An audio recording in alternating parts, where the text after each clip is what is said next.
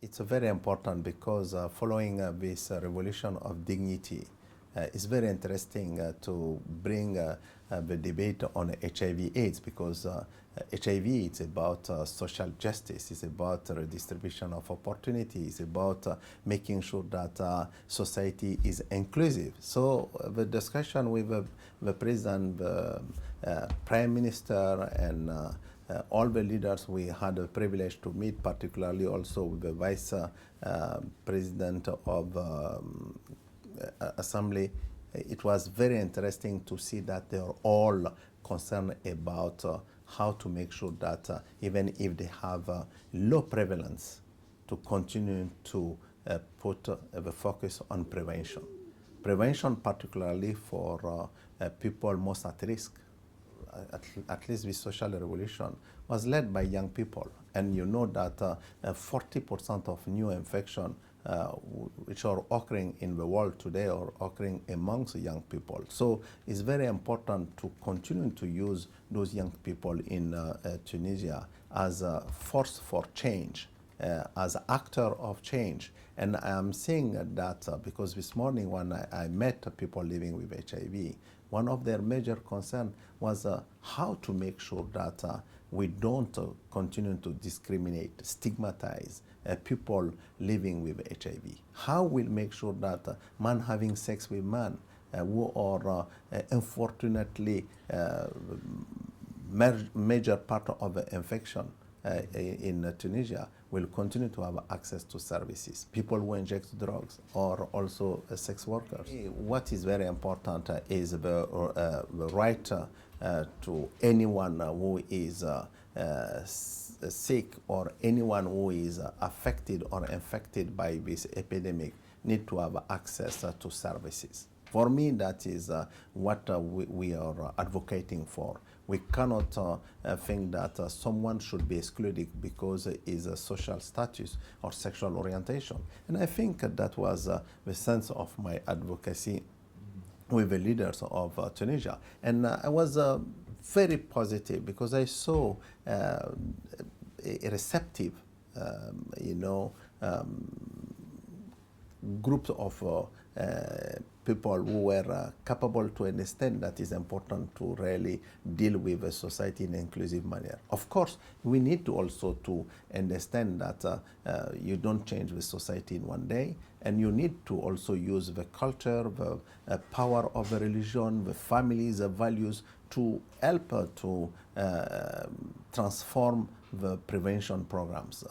You should not put in one side those groups, and other side people who are infected by epidemic. We need to really build a bridge between them. Very important is to advocate with leaders of Tunisia, and that's what I did this morning, to make them understanding that they should not just leave the prevention program to foreign investment. It's very important to have a shared responsibility and to make sure that this shared responsibility is done with a mutual accountability, but is critical to have domestic fund for prevention.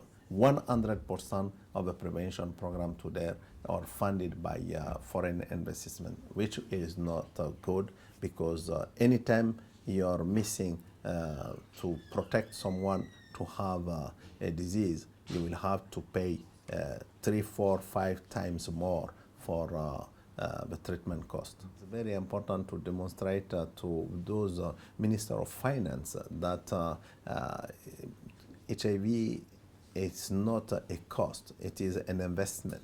It is value for money. That just 10 years ago, we were having less than 50,000 people on treatment in Africa. Today, we have more than 6 million people on treatment. So it's important to show that we have been producing results. But it's also important to say that we have impact, that we are seeing the mortality decreasing.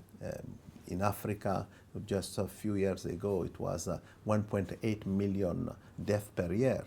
Now is 1.2 million deaths. So we have been able to reduce completely the mortality rate. So it's important for me to make the case for investment to demonstrate that Africa should not also be dependent, too dependent from a foreign investment, and Africa need also to start thinking about building a knowledge economy where they could have a vision for research, continental research, and also producing their medicine. After my trip, I realized that the issues is not just of concentrated epidemic or low prevalence. What is important is to continue to have a strong presence, to continue to demonstrate that our alliance with people living with HIV, reinforcing their capacity to be a voice